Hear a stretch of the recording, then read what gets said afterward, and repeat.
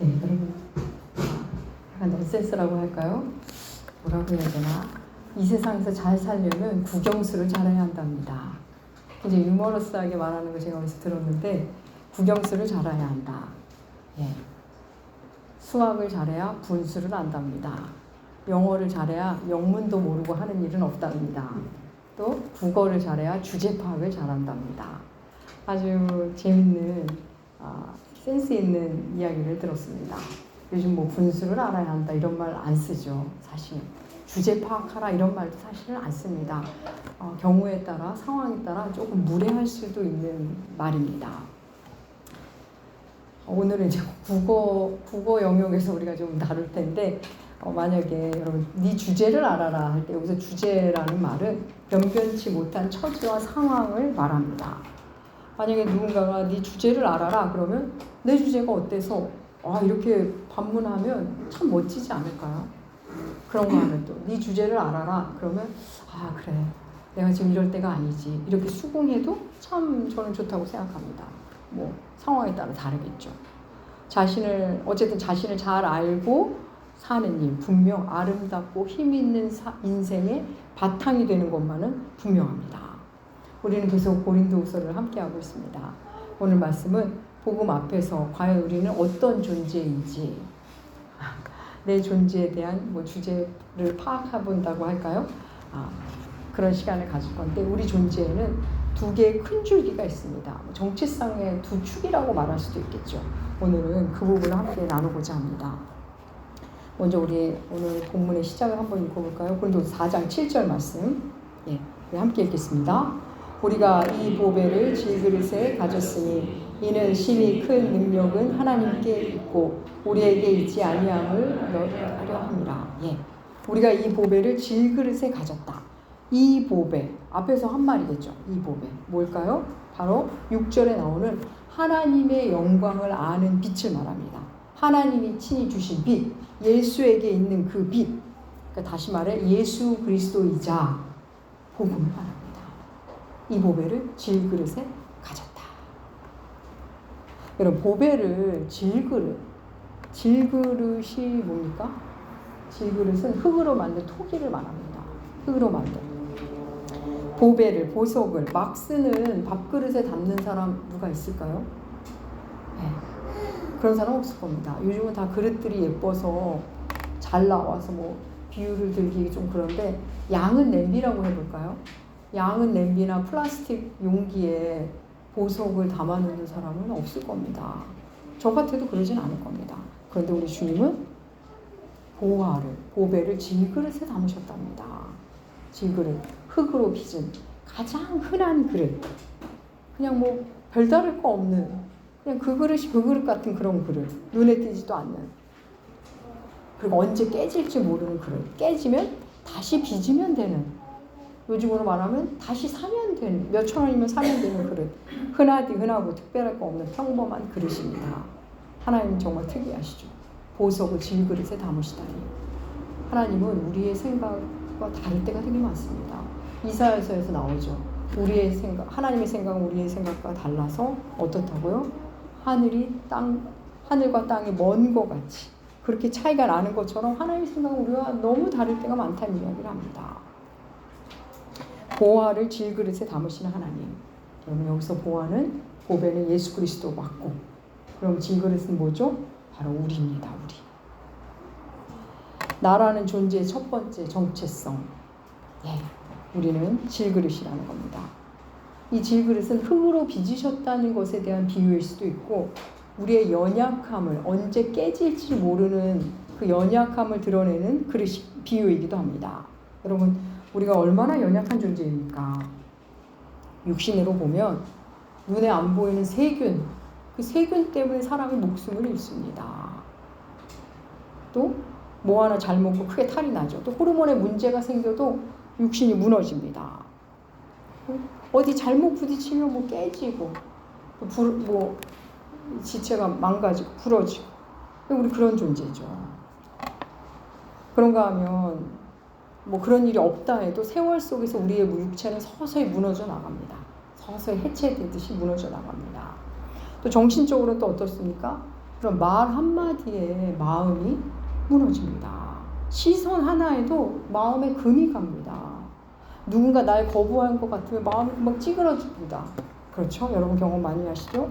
사랑을 못 받으면 삐뚤어집니다. 남들과 비교하면서 절망하고 낙심합니다. 그래서 우리는 여러분 굉장히 연약한 존재입니다. 사랑하는 여러분, 우리는 먼저 우리 자신이 질그릇이라는 사실. 인간은 참 연약한 존재, 사람이란 존재가 얼마나 연약한 존재인지를 만나야 됩니다. 우리 존재에 대한 첫 번째 주제파, 우리 정체성의 그 첫 번째 축은 인간은 질그릇이다, 연약하다, 그 사실입니다.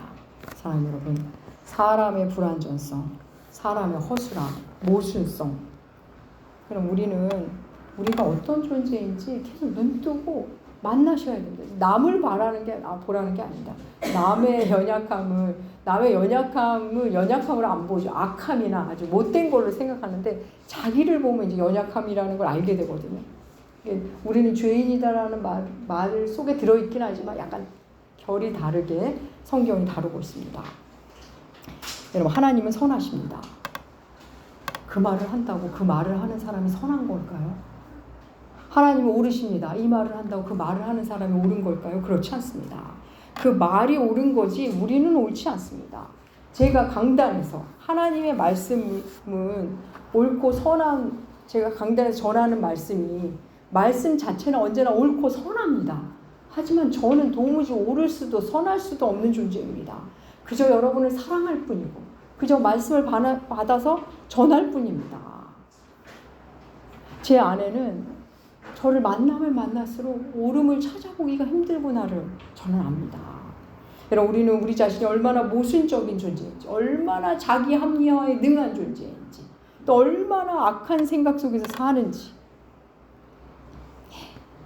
우리가 얼마나 쉽게 무너지는지, 여러분, 우리 그걸 알아야 합니다. 먼저는 내가 그런 걸 아는 게 우선이겠죠. 그 알아가는 여정이 다름 아닌 내가 질그릇에 불과하구나를, 내 존재에 대한 주제를 파악하는 여정이 되는 겁니다. 여러분, 하나님의 때때로 우리가 그걸 알 때까지 기다리신다는 거 압니다. 아십니까? 내가 질그릇임을 깨닫기까지 기다리시곤 합니다. 여러분, 모세를 볼까요? 모세는 광야에서 한없이 약해졌죠. 왜 아니겠습니까? 40년 동안 이집트 왕자로 살았습니다. 가장 화려한 생활을 누린 유대인입니다. 그런데 하루아침에 살인자가 돼서 도망자 신사가 되고 광야로, 아무것도 가지지, 옷만 입고 광야로 도망갔죠. 그리고서 그 이방 땅에서 40년을 삽니다. 이제 나이도 들고 왕자로서 가졌던 품위, 그런 거 없습니다. 지식 다 까먹었죠. 유대 민족을 위한 어떤 거대한 꿈, 그런 거 없습니다. 하루하루 그냥 사는 게 일인 사람입니다. 아무것도 할 수 없을 것 같은 그때 그 모세 앞에 하나님이 나타나십니다. 그때 그 아무것도 할 수 없을 것 같은 모세 앞에 나타나서 그와 함께 일하기를 원하셨습니다. 그렇습니다. 하나님은 자기를 비운 사람, 약한 사람, 자기가 얼마나 초라한 존재인지 아는 사람, 그 사람과 함께 일하는 걸 즐거워하십니다. 설마 나 같은 사람이랑 일하시겠어? 내가 어떻게 그런 일을. 그렇게 마음이 가난한 사람을 하나님은 지금도 찾으십니다. 자신이 질그릇인 줄 아는 사람, 그에게 친히 들어가셔서 고유의 빛을 발하시는 분이 우리 예수 그리스도입니다. 그럼 사람들은 우리 인간 존재가 예수를 믿더라 안 믿더라 다 질그릇이죠. 근데 이 질그릇 안에 이것저것 담으려 합니다. 좋은 거죠. 어떻게 보면 좋은 거죠. 근데 뭐 담기는커녕 질그릇에 색칠하기 바쁘죠. 자신이 질그릇임을 인정하지 않은 채 질그릇에 열심히 알록달록 예쁘게 색칠합니다. 지식으로, 과학으로, 예술로, 품격으로.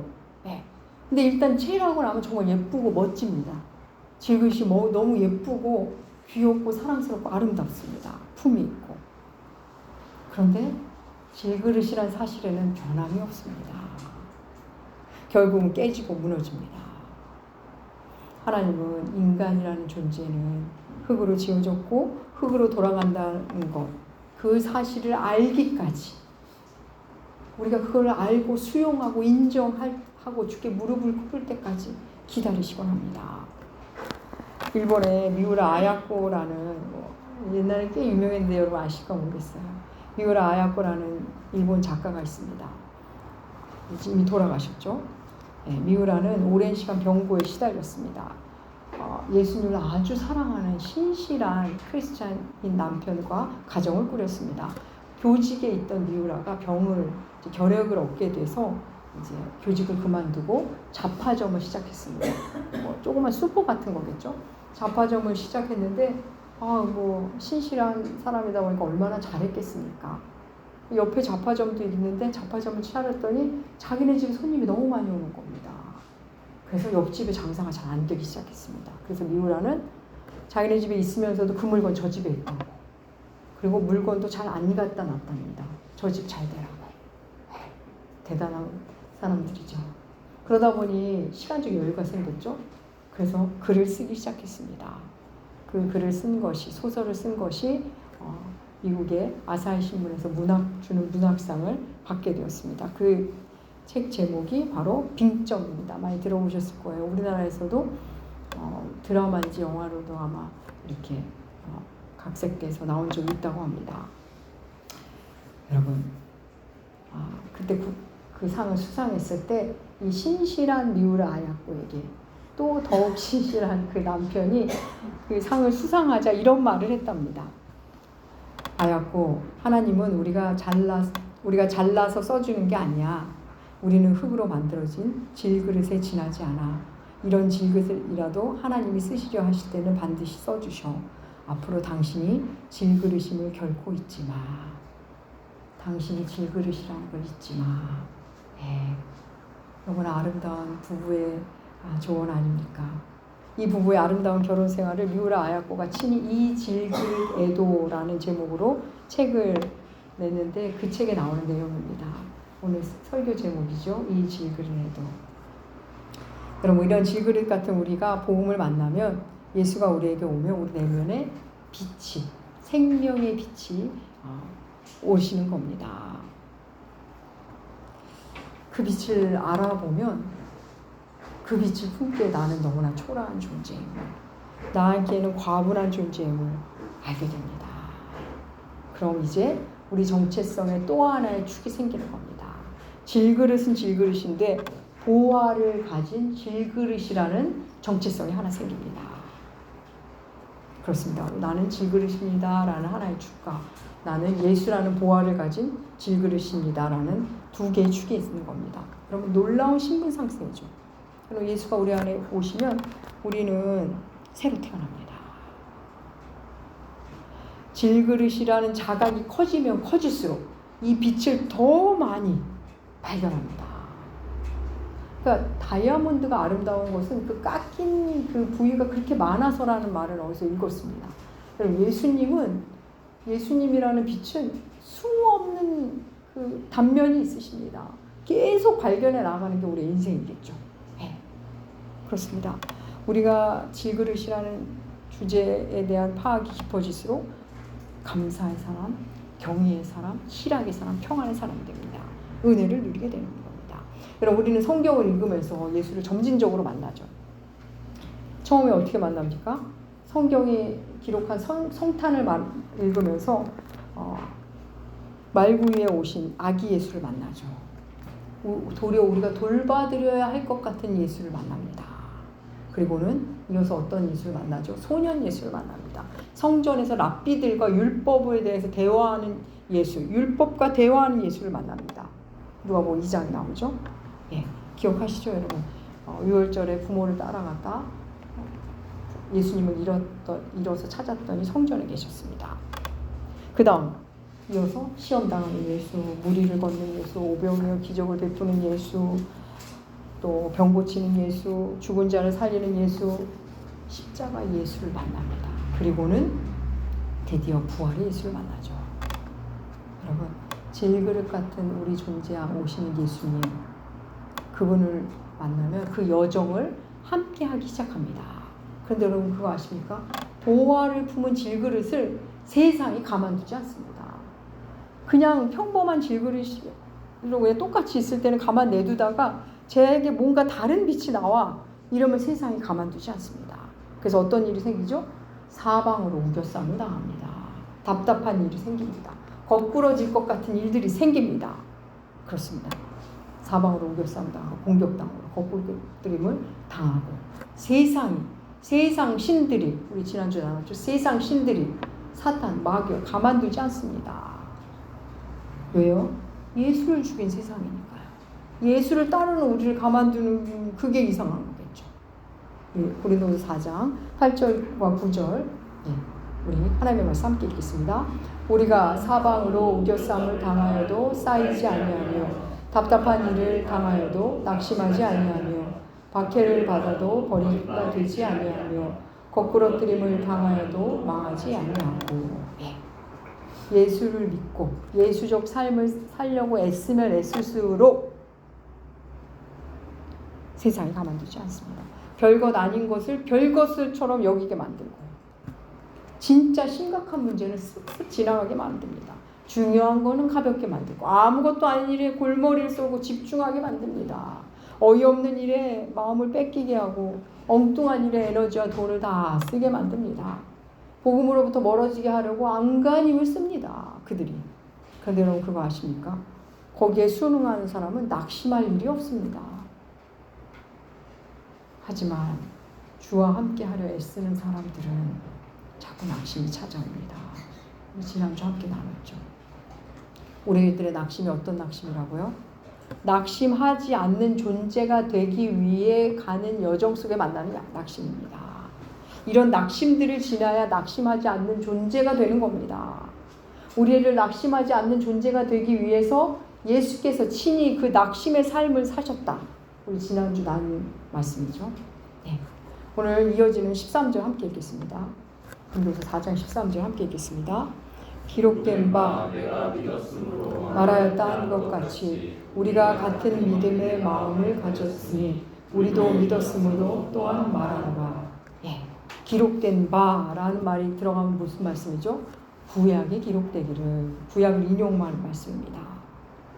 이 말씀은 좀 다소 복잡해 보이시는데 이게 시편 116편에 인용한 말씀이거든요. 믿음이 흔들리지 않았다 이 얘기를 하고 싶은 겁니다. 우리 인용한 시편 116편 10절 말씀 세 번역으로 주보에 실어 놓았습니다. 우리 함께 읽겠습니다.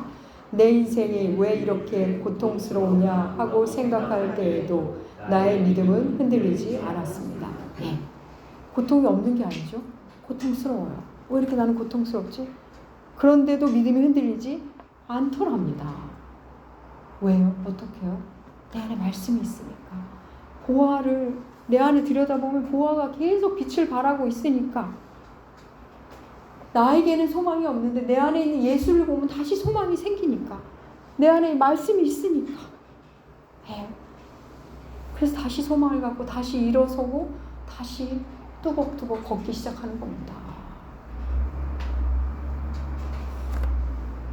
가끔 이렇게 목사님들이나 여러 이렇게 신앙인들에게 제가 이런 질문을 받습니다. 요즘 여성 사역자들이 만만치 않죠. 담임 사역을 하고 있으니까 그러신 것 같아요. 교회 개척하시고 참 힘든 일이 많으셨을 텐데 어떻게 지금까지 이렇게 오셨습니까? 그러게요. 그래서 그 말을 듣고 이렇게 그런 질문을 여러 번 받으면서 저도 생각해봤습니다. 그렇게 수없이 낙심하면서도 다시 주머니를 뒤적이면 꾸겨놓았던 소망이 계속 나타나고 또 나타나고 있습니다. 마치 이 바지 주머니를 뒤집으면 먼지가 나오고 또 털었다고 생각하는데 또 먼지가 나오는 것처럼 저에게는 늘 그런 이미지였습니다. 또 뒤적뒤적하면 소망이 생깁니다. 마음이 낙심돼서 하나님 앞에 있다가 또 하나님 생각하면 다시 또 소망이 나옵니다. 먼지가 그칠 것 같은데 계속 나오듯 저에게는 그랬습니다. 힘들다고 말하자니 한 게 없고 그렇다고 안 힘들다고 말하자니 또 그건 아닌 것 같고 저는 그래서 시편 기자의 고백이 너무나 와닿습니다. 고통스러운데 그렇다고 멈추게 되진 않더라고요. 또 여전히 하나님은 여전히 신실하신 분이니까 나는 흔들려도 하나님은 여전히 예수 그리스도 나의 반석이시니까. 여러분도 그러시죠? 여러분의 삶의 자리에서 좌절하고 낙심하고 그러다가 다시 예배당에 나와 말씀을 듣고 성경을 펴서 읽고 그러면 다시 살만해지지 않으십니까? 우리 모든 그리스도인은 그 여정을 걷는 겁니다. 내 인생 왜 이렇게 힘들지? 할 때조차도 믿음, 하나님의 그 신실함, 하나님에 대한 신뢰, 하나님의 은혜에 대한 믿음은 여전히 갖게 되는 게 우리 아닙니까? 그런 사람이 이제 그리스도인인 겁니다. 사랑하는 여러분, 신과 사귄다는 게 사실 이게 보통 일이겠습니까? 우리 사실 그 사실을 모르고 신앙생활을 시작하죠. 복음이 얼마나 놀라운지, 예수가 얼마나 기이하고 놀라운 신비로운 존재인지 내게 찾아온 보화를 그 가치를 모르고 우리는 그냥 시작합니다. 그런데 예수라는 보화를 알아보기 시작하면 예수를 만나면 만날수록 엄청난 빛으로 다가온다는 것을, 그분을 들여다보면 들여다볼수록 어마어마한 은혜임을 만나게 됩니다. 보아임을 알아보는 자, 그에게 더 큰 은혜가 임하는 것입니다. 하지만 우리의 신앙 여정은 늘 그렇듯 여러분 만만치 않습니다. 난 너무 만만한데? 뭔가 엄청난 걸 지나서 그 여정에 가졌다면 귀한 신앙 고백이지만 그렇지 않은 채 그런 고백은 아직 시작도 안 한 걸 수도 있습니다. 우리 이어지는 고린도후서 4장 10절 말씀 함께 읽어볼까요? 고린도후서 4장 10절 함께 읽겠습니다. 우리가 항상 예수의 죽음을 몸에 짊어짐은 예수의 생명이 또한 우리 몸에 나타나게 하려 합니다. 예수의 죽음을 몸에 짊어진다. 예수의 죽음을 몸에 짊어진다. 네. 한번 이런 말씀 여러분 한번 묵상해 보십시오.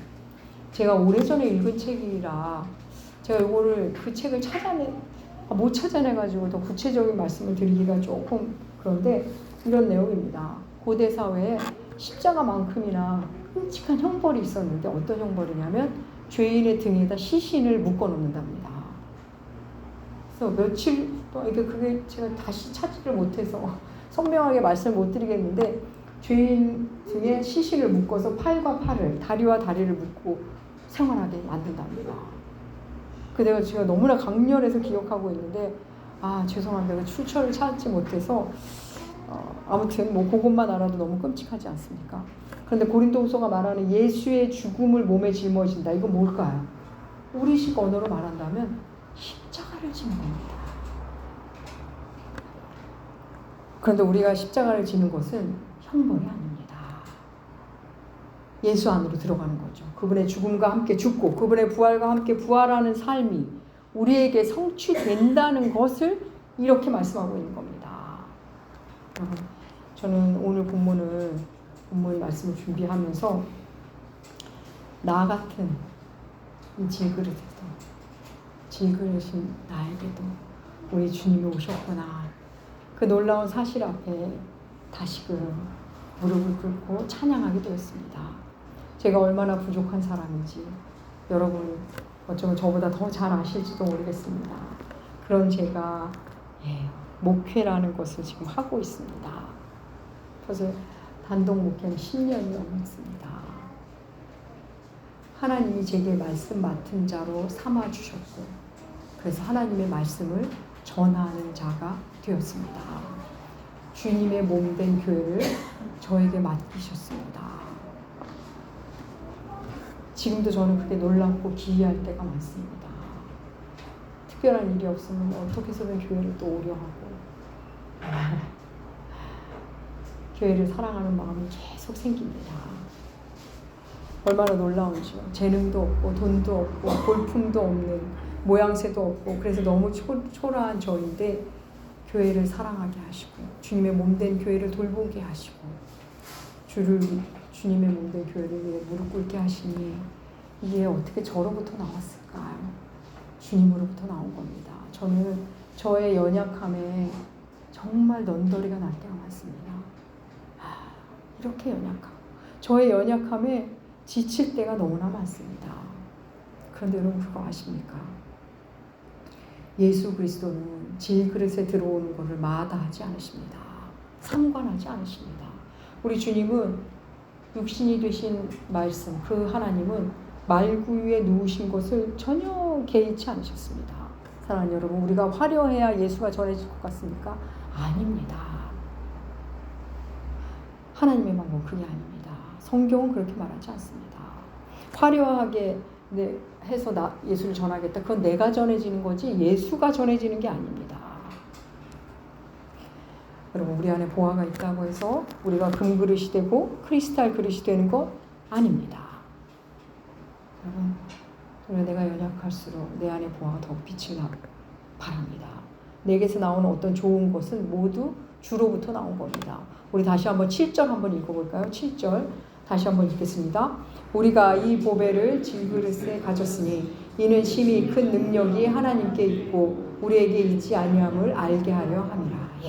우리에게 있는 게 아니라 하나님으로부터 온 것임을 알게 하기 위해서 우리를 흙으로 그렇게 연약한 존재로 지으신 겁니다. 여러분 나는 여전히 모순투성이 그리고 이기적이고 그러면서 한없이 연약한 존재라는 것, 나는 질그릇임을 아는 것, 그것에 눈뜨는 것이 우리 정체성의 한 축입니다. 그리고 그 정체성에 하나가 더해지는 거죠. 나의 가치는 내가 품은 보화에 달려있다. 내가 똥을 품고 있으면 똥그릇밖에 안 됩니다. 그런데 보화를 담고 있으면 뭐가 되죠? 보석함이 됩니다. 누가 뭐래도 보석함이 됩니다. 그래서 나의 주인이 내가 보석을 품는 한 나의 주인은 나를 지킬 겁니다. 여러분, 질그릇의 정체성, 우리를 보면 한없이 절망이 되죠. 하지만 내 안에 예수를 보면 나는 한없이 귀한 존재입니다. CCM 중에 나는 아무것도 아닙니다 라는 CCM 있죠. I'm nothing. 난 아무것도 아닙니다. 이건 질그릇의 노래입니다. 여러분, 내게 소망 없음을 아는 게 소망입니다. 엄청난 역사이죠. 나는 질그릇이고 내게 소망이 없음을 아는 게 소망입니다. 내가 금그릇인 줄 알면 예수가 잘 안 담깁니다. 담겼어도 빛이 안 납니다. 그냥 내빚 내기에 바쁘기 때문에 빛을 내실 수가 없습니다. 여러분, 보화를 품은 질그릇 늘 연약하고 위험합니다. 언제 금이 가고 언제 깨질지 모릅니다. 내가 깨져서 어떡하죠? 여러분, 괜찮습니다. 내가 깨져야 내 안에 보화가 바깥으로 빛을 확 펼치게 되는 겁니다. 내가 깨져야, 믿는 자가 깨지고 다치고 상한 심령이 될 때 바로 아름다운 예배자가 된다는 것은 내가 깨지고 힘겹고 상한 심령일 때 그때 비로소 내가 깨진 틈을 나의 깨진 심령 밖으로 예수가 발산이 되는 겁니다. 그전에는 내 주장만 하고 살다가 드디어 내가 숨이 죽고 예수가 나오는 겁니다. 사랑하는 여러분, 마지막으로 실로 놀라운 것은 예수 그리스도 그분 자체가 질그릇으로 이 땅에 오셨다는 겁니다. 사람의 몸을 입고 이 땅에 오셨습니다. 본인이 보아이면서 질그릇이기를 자처하신 겁니다. 예수는 그러면서 본인을 깨뜨리시고 인류 최고의 보아가 되십니다. 사랑하는 여러분, 자아로 꽁꽁 닫혀있던 내가 깨질 때 비로소 예수가 나옵니다. 내가 연약할수록 우리 주 나를 귀히 여기시고 깨어진 나를 통해 예수라는 빛이 밖으로 나가게 됩니다. 사랑하는 나무교 교회 여러분, 나는 잘 깨지고 부서지고 그리고 결국 흙으로 돌아가는 질그릇이라는 정체성, 그걸 하나를 푹 붙잡으십시오. 그리고 그 위에 질그릇이지만 예수라는 보화를 품은 나는 놀랍도록 귀한 존재, 예수라는 가치만큼 내가 가치 있는 존재라는 것, 그 또 하나의 축을 붙잡으십시오. 사랑하는 여러분, 우리는 흙으로 만든 질그릇입니다. 우리는 서로 연약한 존재입니다. 서로 사랑하는 게 그래서 힘든 겁니다.